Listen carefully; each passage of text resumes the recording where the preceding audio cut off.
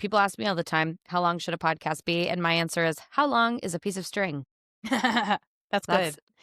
That's really good. James Cridlin says, your podcast should be exactly as long as it needs to be and not a moment longer. Yeah. And I think that's kind of similar. That's like a fun, that's good. We should compile answers to how long should a podcast be. Welcome to PodBiz, the money behind the mic, where we get into the business of podcasting. I'm Norma Jean Belenky, a podcast and media strategist. And I'm John Kiernan. I'm a podcast producer, and we're asking the question that's on everyone's mind. Where is the money in podcasting? Each week, we talk with podcast industry professionals, marketers, and creators who are turning podcasts into a thriving business and making the industry what it is today. With real revenue, real strategies, and real results. If you're looking to grow or scale your show, and of course monetize, you're in the right place. So let's get down to PodBiz. Today, we're joined by Arielle Nissenblatt, head of community and content at Pinwheel by Audalie, and the creator and founder of EarBuds. Arielle, thanks for joining us. Thank you for having me, Norma Jean. What an intro. Perfect. Let's get to it. Where's the money in podcasting? What a question. The money in podcasting, just if I had to give a quick answer, it's in very specific niche podcasts. And within that, it's in podcasters who know how to hustle for that money. Okay, Shall so I get into it? Yes. Okay. Now give us the long answer besides it's in the niche and it's in the hustlers and it's in the Yes. hustlers niche. Yes, it's in the hustler's niche. Niche. It's in the hustler's niche. It's like, really, if you are a creator who has figured out a niche, and this doesn't necessarily mean that your topic has to be super, super specific. It could be that you have a podcast about mental health, but you have figured out a niche within that, or you speak specifically to a group within that, and you figured out who those people are, and you know how to understand their wants and their needs, and you actually have a direct line to them, whether it's through a Facebook group or through some other sort of, maybe it's a monthly Zoom or another type of Patreon type thing. If you know how to reach those people and can then translate what they need to a potential advertiser, you can make money. But you don't just make money, right? Like, money might come. It might be that if you get X amount of downloads per episode, or if the right person finds you, you might have some inbound coming your way. But I think the best way to actually have a sustainable business in podcasting is for you to be doing the outbound, at least a lot at the beginning, and then over time, people might come to you. And I think this all comes back to a few years ago when Podcorn came out, the marketplace that allows people to pitch essentially to advertisers who might want to advertise on their podcast. I had a podcast during the pandemic called Counter Programming with Shira and Arielle, which was a niche podcast, but actually, maybe I should have given this example. It was a podcast that we created because we wanted it to be counter programming to the pandemic. So we started it in April of 2020, and every episode of the show focused on a different counter topic. So anything with the word count or counter in the title. So we did a few episodes on literal countertops, and then we moved on to counts like Count Von Count and Count Dracula. And then we moved on to Your Vote Counts and counting for the census, because that was a census year. Okay. Yeah. So it was an edutainment show. And we were able to figure out that people wanted to get in front of our audience because we were very clear about who that audience was, because they weren't huge. So we actually knew who they were. And we used that information to send highly specific pitches to advertisers that weren't necessarily exactly fitting the counter programming demographic, because what is that? But we figured out, if we found an advertiser for a skincare routine, Shira and I were very open to talking about our skincare and to bring that into the story of what we were talking about each episode, to make the ad sound like it had something to do with count or counter programming. We did an ad for a pair of sneakers called Thousand Fells, because we figured out a way to make it relate to counting your steps. So thinking about fun ways to make these things come about, I think, is a big part of it. And not everyone can do this because not everyone has the time. And I get that. And I can go into more, but I feel like I just spoke so much and you only asked me one question. Okay, go. No, absolutely. I absolutely agree. I think it's about going hard on your niche. And it's really about creating community and serving that community, right? That's been a major theme we've seen on PodBiz with the clients I work with. It's also been a major thread that has to run through everything you do, right? Who are you serving? If you're a podcaster, you're serving your audience and your advertiser. If you're an advertiser, you're serving the audience and you're serving the brand. If you're a software company, you're serving your users. And so it's really within that spirit of adding value to every interaction, right? And so if you create that community, even if it's countertops to count on count, right? You're going to be able to say, hey, we've created something that is for you and of value for you. And here's something that we like and you trust us. So we're going to tell you about it and maybe you'll like it too, right? And so I think adding in that storytelling element is really fantastic. And I think everything can be relatable, right? In terms of how you tell the story in a host-read ad. But it's that trust that's the most important thing. Yeah, I also think, to go back to the original question of where is the money in podcasting, I think the money starts with what I'm referring to here, which is, identifying your audience, knowing them, surveying them every once in a while, figuring out what types of brands they are now aware of because of podcasts that they listen to, what other podcasts do they listen to, a lot of questions you can ask like that. And then taking that access that you have to your audience and figuring out how to not extract more money from them, but essentially what I'm talking about here is you are creating within your ecosystem, you are creating, whether it's a podcast or you're also posting on LinkedIn, or maybe you're also writing on Substack or on Beehive or wherever, you're creating content in a specific niche, and people are going to come to you over time to get information about that niche. And it's about that consistency. And maybe they then want to pay you to get more specific about how that niche relates to them. So I was speaking to somebody yesterday who he wrote a book. The book is not published yet. And he wants to turn his book into a serialized podcast that is essentially an audiobook, but read, week by week. And then with every other episode being kind of commentary on each of the prior episodes. And one of the first questions he asked me was like, and how am I going to monetize this? And I was like, well, sir, you're not necessarily going to monetize this, but what it might do is lead to people understanding that this is a great book and that this book should be published as a book form, in book form. And maybe it will also lead to people wanting to pay you to do more of what it is that you wrote about in your book. So I just highly encourage people to look at the overall project that they're creating as part of a larger portfolio. And maybe the money doesn't come in through your hosting provider's programmatic ads, but more so it comes in through, I'm talking about this on a podcast now, so maybe then in 5 months somebody listens to this episode and pays me to consult on their show, and that leads to maybe they pay me to do X, Y, and Z for their show, and that leads to another thing. So the money in podcasting very much comes from plant the seed now and harvest way later. And I'm sorry for the people that don't want to hear that. Well, it's not a fast money medium, right? I think on the ad side, right, you can always get those results depending on budget, right, and where you want to put those ads. But for creators out there and for networks, and, when you're talking about making content and how it's monetized, it's a long tail game. It really is. And I think going hard on your niche is really important.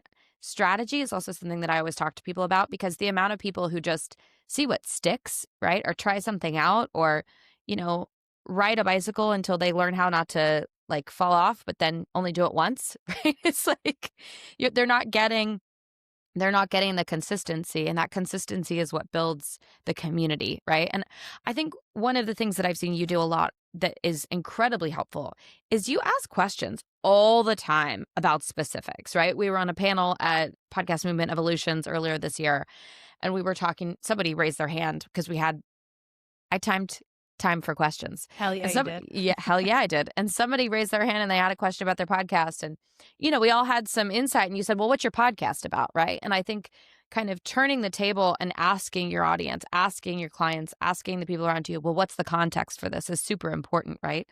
And so I think one of the things that I've always seen you do consistently is to ask those questions, right? Hey, are you buying products from other podcasts that you're listening to? Have you heard of these brands that you've seen on podcasts? What are you listening to? I think you're one of the few voices that consistently shares like, hey, this is what I'm listening to. And you do it through earbuds, but you also do it in other avenues and other ways. And it's because you genuinely want to know, right? That curiosity goes beyond, right, a simple like market research poll or survey. It's because you have that curiosity. And that's how you've built that trust within the industry and within your different verticals. It's very cool to see. Yeah, I mean, I think people can tell. Before I worked in podcasting, worked in nonprofits, and I think people could tell that I didn't care. And that sucked. It sucked for me. It sucked for them. And I felt bad about it too. I just couldn't muster. I couldn't muster Hot take. The care. People can tell when you don't care. And people can tell when you care, and it shows, and it goes a long way. And I think just to bring it back to the people who are coming here to figure out where is the money in podcasting, they can tell when you love your topic. They can tell when you genuinely want to know about your audience. They can tell when you genuinely are endorsing something, or if you're just reading lines off of a script. All of it, we're wearing all of our emotions on our sleeves when it comes to podcasting because, like people love to say, podcasting is a very intimate medium. We can essentially see your face while we are listening to you, even though we're not looking at a video podcast per se. Yeah. No, and I think the voice is intimate in a way where you fill in the details. And so there's that part of the interaction that's actually interactive on the listener side, right? Because video, of course, now is coming in hot, right? And we have a very clip forward strategy, which I'm sure everyone who follows the show will see on our LinkedIn and YouTube. But in general, when you're listening to a podcast, when you are listening audio only, your brain is filling in the gaps. And so there is a participatory element of the experience that makes it more intimate. Absolutely. Yeah. Yeah. There are some people who I would rather not see. They might be creating. It's not that they're like unattractive to look at. That's not what I'm referring to. I realize it sounded like that. What I mean is I now have the option to view some of my favorite podcasts and I don't want to. And no, it's true because in your brain, it's like you're talking to this person on the phone. You have this like intimate voice memo podcast. I don't need anything else. And I've also had the experience where you meet somebody in person and you're like, I'm weird about this. I know your voice. I don't know you. I go away. Bring the voice back because I don't know this person in front of me. I don't need to know. It's extra information that, I don't know, might cloud the rest of my understanding or synthesis of this information that you're giving me. Yeah, absolutely. Well, you started off, you said, in nonprofits, and I know you have a background working with a co-working space, building out their studio. And then from there, you were with Squadcast. In the middle of that, you created EarBuds. So tell us a little bit about your journey within the podcasting industry. Sure. Actually, EarBuds was first. EarBuds was the first thing that got me into podcasting. EarBuds is my podcast recommendation newsletter that I started in February 2017 because I wanted to work in podcasting and I had no in at all. Like I said, but that's the great thing about podcasting. I do have to say, if you don't have an in, it's an open medium. You can make your own. You can make your own. Yeah, you can make your own podcast. You can make your own recommendation letter. I mean, and I want to get back to EarBuds in a second because it has become, a force. But additionally, you make podcasts all the time. I don't even know how many podcasts you currently have. I'm going to be honest. I could name a couple. Daily Tips, Trailer Park. I mean, I'm following what you're doing. I think everybody is following what you're doing. You are the unofficial or maybe official queen of podcasting. Oh, no one has. I'm waiting for you to get a tiara. I'm waiting. I'm waiting. Maybe at the 10-year EarBuds party. But at the same time, like you also, when you see a niche, you're like, oh, why doesn't that exist? I'm going to make it. Trailer Park, by the way, I'm obsessed with it. I'm obsessed with the name. It's a fun show. It has a great purpose. It's a podcast of podcast trailers, and it's called Trailer Park. I mean, how could you not love it? Sometimes you just have to spoon feed the listener. Tell them exactly what you're giving them. I think you most of the time have to spoon feed the listener, but I also think that when there's something that you want that doesn't exist in the world, that means that you have to create it or you can. And I think the great thing about podcasting are there's so many of us that are professionals in the industry that maybe started on the indie side or started creating our own verticals. It's been very interesting to see as the industry evolves how independent creators and independent content creators, podcast creators, writers, editors, people who have media backgrounds end up within podcasting as a career.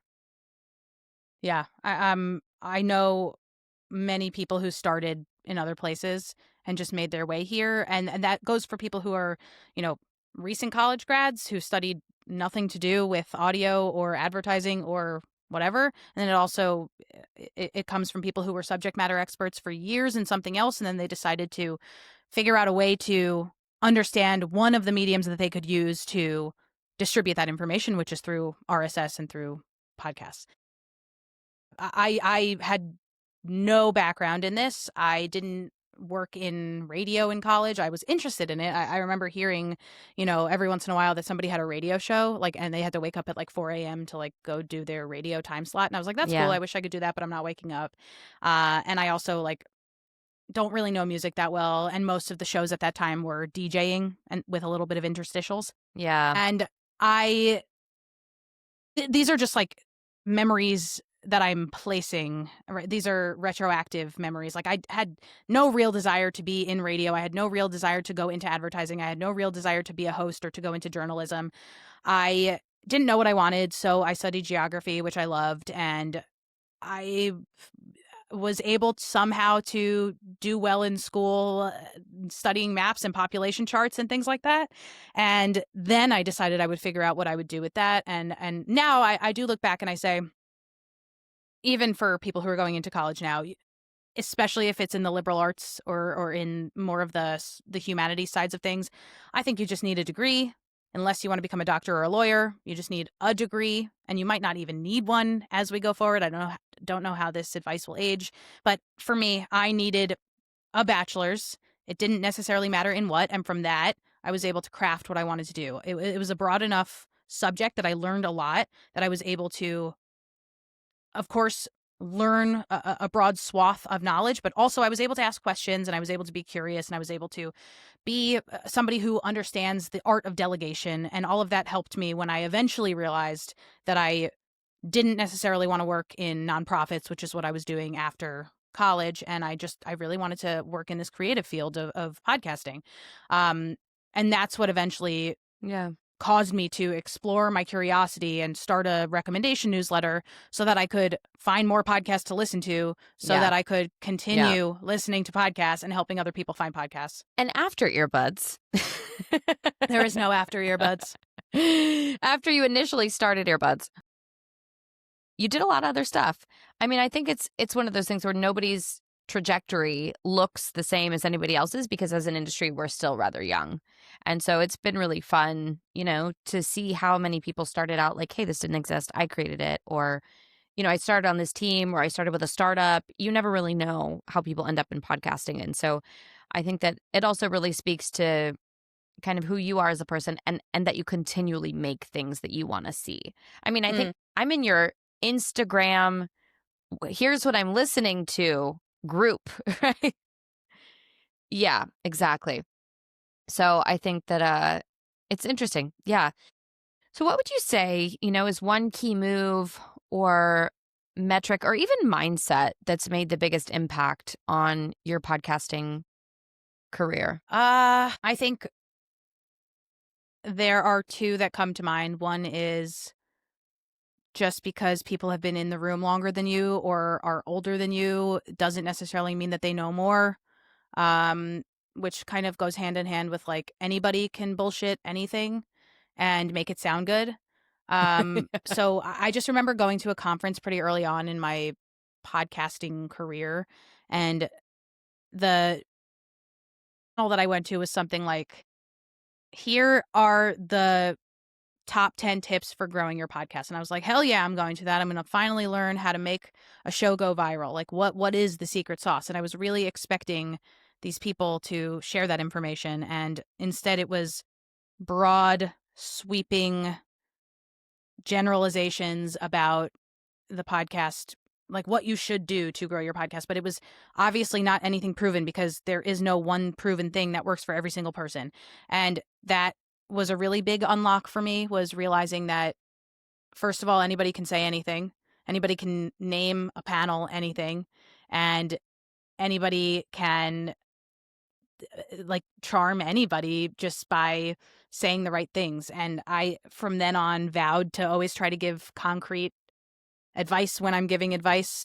Even if I'm saying I can't tell you exactly what's going to grow your show, I will tell you to your face that I think that I can grow your show or I can't. Here's what's stopping you. Here are some easy levers for you to pull, or here are some easy levers for you to pull, and here's some things that might take some more time, but overall these are going to create little increases for you, and they might make your show more discoverable, but they might not make your show monetizable right now. So I mean, that's one of the things, was realizing that, like, especially because I came into the podcast industry when I was 24 and I felt like everyone was older than me and had more experience than me. At first, I had a lot of like, who the hell am I? How do I possibly know what I'm talking about? And then I was like, wait a minute. I do know what I'm talking about because I listen to tons of podcasts. I read a ton about the podcast industry. I talk to tons of people about their experience making shows and listening to shows. And all of that information does actually give me a pretty good sense of what's working, what's trending, and how I can take that information and apply it to other people and to other creative projects. So I guess giving myself permission to be an expert in the room was a big mindset shift for me. Yeah. And then I mentioned I had two. So I think another one is that there are no rules. And what I mean by that is, first of all, people love RSS because it's open. And it means that anybody can publish anything, which is good. And it's bad because, of course, you can publish anything and there's no gatekeepers, which is good.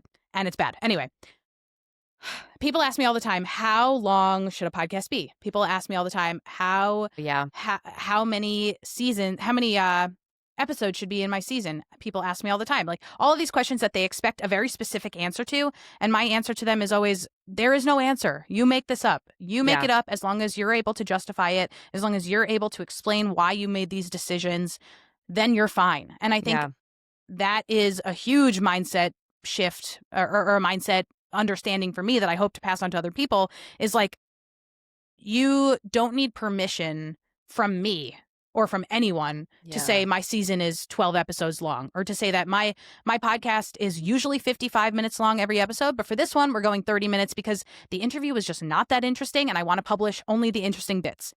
Like, these are things that you can do because RSS is open and because you are not on a network that says every episode must be 59 minutes and 59 seconds. Yeah, no, absolutely.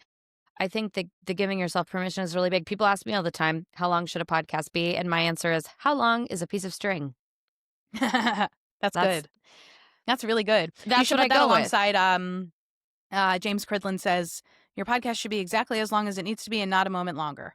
Yeah. And I think that's kind of similar. That's like a fun, that's good. We should compile answers to how long should a podcast be that are not, we definitely the average should. is X, Y, and Z, and therefore it should be. I mean, I also think it's interesting in terms of like, your audience is going to tell you based on consumption, right? And I think, given even your background, right, studying geography in undergrad, a lot of that data analysis can be transferred to audience metrics, right? And so I think it's something where later in life, you never know what's going to apply. I think that's huge. And the other thing about podcasting is absolutely the industry is so young and it's so open, and it's still open to everyone. This is a conversation that I feel like I'm continually having, especially on this show. There's still room for everybody.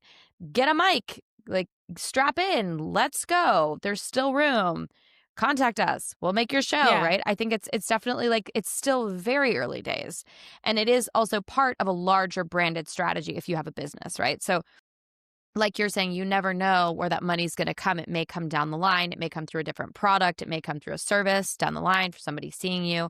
You don't know, but it's important to make sure that you're out there and that everything is consistent. This is something I talk to my clients about all the time: consistency and strategy. Yeah. You don't have to identify first and foremost as a podcaster also. That I think that's a Yeah. big part of it is like Oh, people yeah. think that like if they start a podcast, they're like, "Oh, I'm a podcaster and that's my thing and I want to grow my podcast," and it kind of feels cringy. You know, "Oh, what's your podcast about?" But guess what? It can just be a thing that you put out Yeah. that gives potential listeners access to you, access to who you are, access to your knowledge.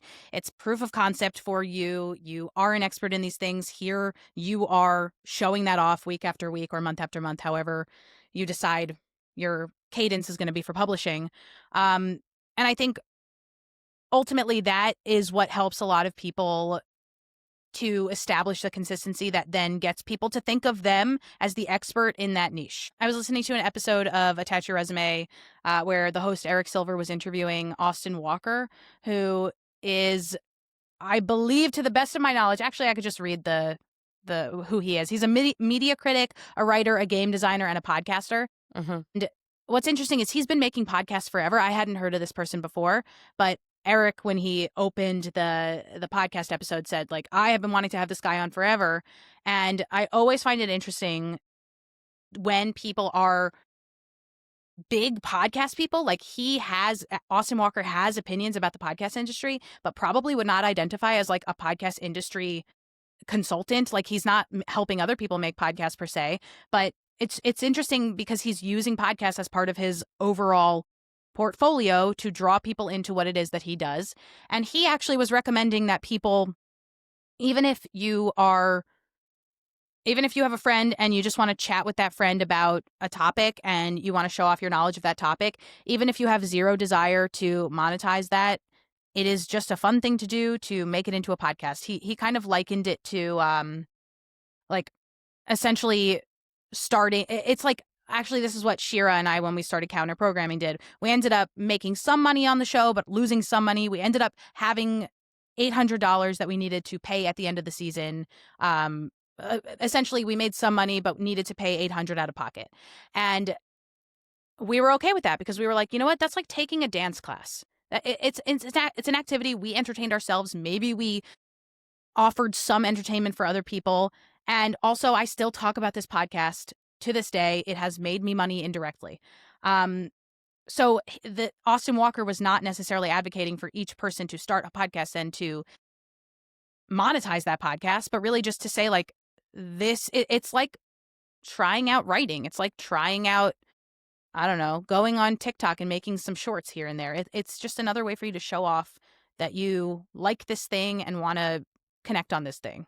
Absolutely. Well, Arielle, what's something that people don't know about what you do? People don't know that I feel like I have a very nuanced opinion about video in podcasting. And it's not that I'm constantly changing my mind about whether or not video podcasts should be a thing, but I am constantly thinking about whether you, listener, viewer, should have a video component to your podcast that has no bearing on whether or not somebody else should have video elements to their podcast. Absolutely. So I guess what people don't know about me is that I'm not like all anti or all pro video. I am somewhere in the middle for each person. So I definitely am coming up with different pieces of advice when I'm having conversations with different people about how they should or should not incorporate video to their what used to be audio only or audio first production. That's sort of a cop-out answer in order for me to be able to talk about video podcasting a little bit, but I don't think it's another answer. I don't think it's a cop-out. I mean, or you can give another answer. Let's hear it. People don't know that I blank. Let's think. Okay, so I do a lot of... Let's leave it at video. I think it's... Oh, do you have one? I do. Okay. I do a lot of work on Canva. I do like everything on Canva. Yeah, same. Canva and Descript are essentially my tools. I now use Canva to outline everything. And I use their docs feature, and it's DOCS, I'm not doxing people. And it is so great. Not that anybody thought that. Nope. It's so great. And I have been picking up business creating Canva stuff for other people. So I think this is a very powerful tool, both for me and for other people. I've been making decks for people who have no idea what to put in their podcast media decks. So I think this is a tool that people can get behind. Like you might have seen a few months ago, I put out a podcast internship syllabus because I had a few interns. I looked at that syllabus. I believe I may be getting an intern this fall, and I was like, I submitted something, and I looked at yours, and I was like, oh yeah, okay, good, okay, it's fun. I'm on the right page. My internship I've been using that Canva. I created. Yeah, no, go ahead. I was going to say, I've been using Canva for years. I'm obsessed with it. I use it for so many different things. I use it for decks. I use it for graphics. I use it for business cards. I use it across the board. I think I was an early adopter from like 2018. I love it. Yeah, me too.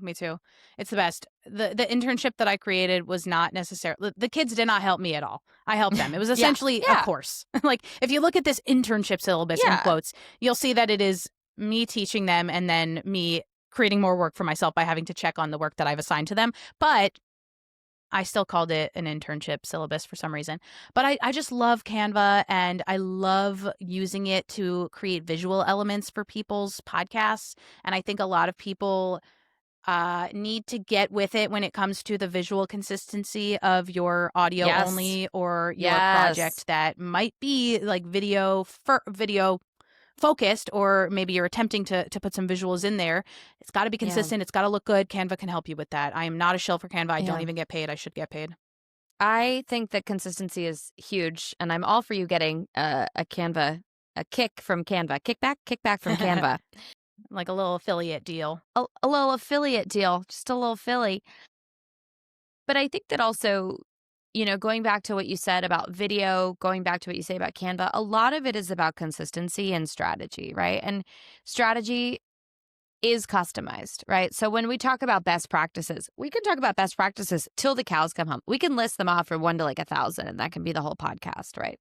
But it's PodBiz. So hopefully we're going to talk a little bit more about monetization. Hey, you want to start a podcast? But, when I work with clients, when you work with clients, it's really about, okay, what is your podcast about? What are you a subject matter expert in? How can we tailor this for the audience you want to reach, with the time you want to commit, with the tools that you have, with the budget that you have? And so when you think about strategy, you think, how can I not only put this together in a way that it's going to reach the people I want it to reach, but how can I do it in a consistent way, right? And so Canva really helps with that because it's going to help your visual branding across the board. And on the video side, it's really about what's going to work for your show. Some shows really lend themselves to audio only, and they're made for an audio medium, and that's the beauty of them.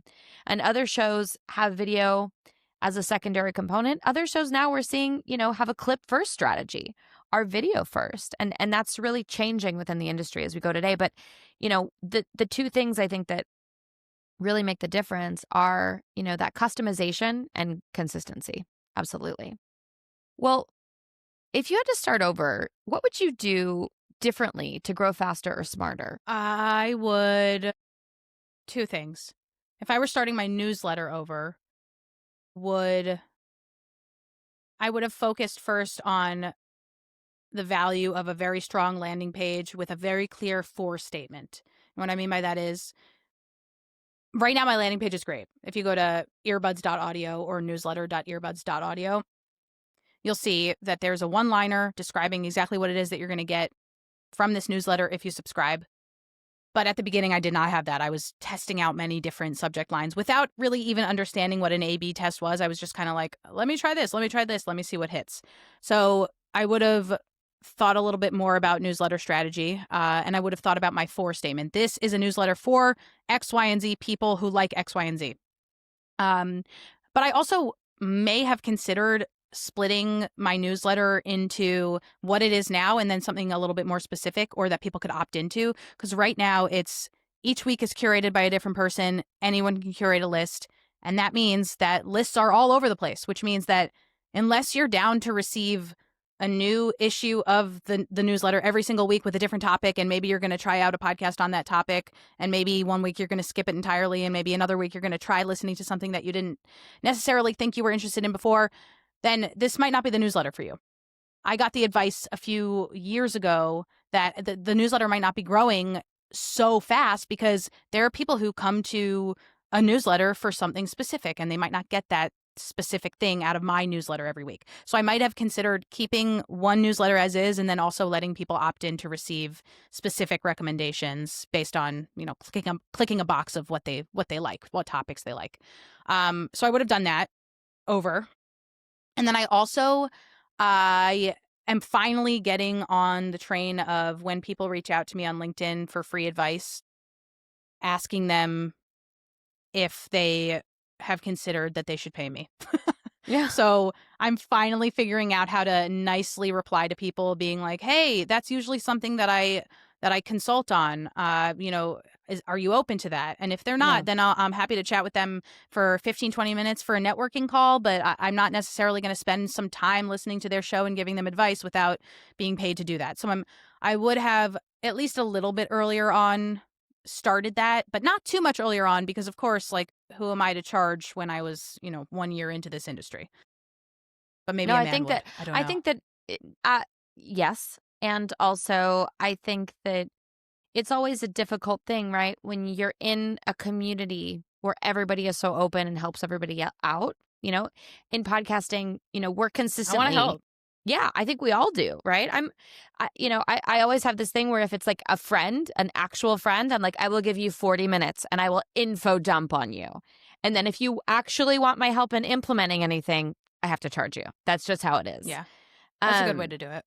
Yeah, but I think it's something where it's very difficult when you're in an industry that is a very low barrier to entry and anyone really can do that research, but they're not paying you necessarily for your knowledge. They're paying you for time. And that's the time that it didn't take them a year or 2 or 3 or 5 or 10 to learn everything that you learned. And so I think that that's Right. also. And to get answers to their specific questions. Exactly. Right. They can look up, like we said, till the cows come home. They can look up Right. how long should a podcast episode be. Yep. They can look up how many episodes should be in my season. They can look up Right. what is an Exactly. RSS feed. But like, I can tell you very specifically for you what these things mean. Exactly. Yeah, I think that's something that is difficult when you're going from a self-taught indie to a service-based provider. It's a big leap. Absolutely. Well, Arielle, what are you most excited about coming up within the podcasting industry? I am most excited about, from a listener perspective or from a creator perspective, or both? Both. Okay. Can I do listener first? You can do whatever you want. Okay. Thank you. This is your podcast and, there are no rules, right? There are no rules. We'll cut it anyways if we don't like it. From a listener perspective, I would say every 3 months, re-excited that there is so much free content out there. Right now, I just get so excited looking at my podcast listening app. I use Pocket Cast for the most part, but then I also check out Spotify and Apple to see what's trending there and also what's being featured. And I love edutainment shows, and I feel like that is a genre that is very consistently popular. Just shows it's like, let's explain why this seemingly boring thing is not boring at all. So I love a show called Secretly Incredibly Fascinating, and that will send me on more Alex rabbit holes. Schmidt, shout out. We love that show. Yes. Absolutely. Love him. Yeah, that's such a great show. Edutainment. Go ahead. Edutainment. I have to say, one of my favorite episodes ever is of 99% Invisible, and it's about why swimming pools are kidney shaped. Yes, I know that one. It's so good. I grew up in Los Angeles, and everybody has a kidney-shaped swimming pool. It's one of those things where you're surrounded by it your entire life, and you have no idea why. So interesting. Podcasts like this are the kind of thing that make me a weirdo to a lot of my friends, but then also entertaining to a lot of my friends. And I would just say I am still as excited as I was when I really started listening to podcasts in 2014, 2015, when I find a new show that blows my mind open and helps me realize that there's so much more to this earth that I wouldn't be able to necessarily synthesize if it weren't for podcasts, because listening is my learning medium of choice. So that's from a listener perspective. It's a cop-out because it is the thing that I was excited about and will be excited about, but I'm going to leave it at that. And then from a creator perspective, I think that more and more opportunities for I was going to say, I think more and more of the podcast listening apps are figuring out how to serve indie creators. At least they are becoming aware that this is a thing that is needed. And like this is, you're seeing on Pocket Casts, they're making more of a push to let people know that they have a monthly newsletter, that they ask for submissions. So there's a few different places that are doing things like this. And what I'm excited about is the possibility of people advocating for this. So if you have a favorite podcast listening app that doesn't currently have an editorial section, why don't they have an editorial section? And I think YouTube is trying to do things in that arena as well. So I'm excited for people becoming more, creators becoming more literate to these possibilities and then pushing for getting featured, especially for people who are not necessarily big budget productions. Absolutely. And I do have to say, for everybody out there who's an independent creator or who's not with, a major network, you have to push to get pushed. That's a big deal. And discoverability is something that's becoming, as it becomes a bigger and bigger industry, we're seeing that a lot of directories are changing the way that they showcase and feature different shows. So I think that's a great point as well. Well, Arielle, it has been such a pleasure. Thank you for joining us here on PodBiz. And Jay, extreme pleasure. Thank you for having me. John, thank you for editing behind the scenes. Listeners, viewers, much love.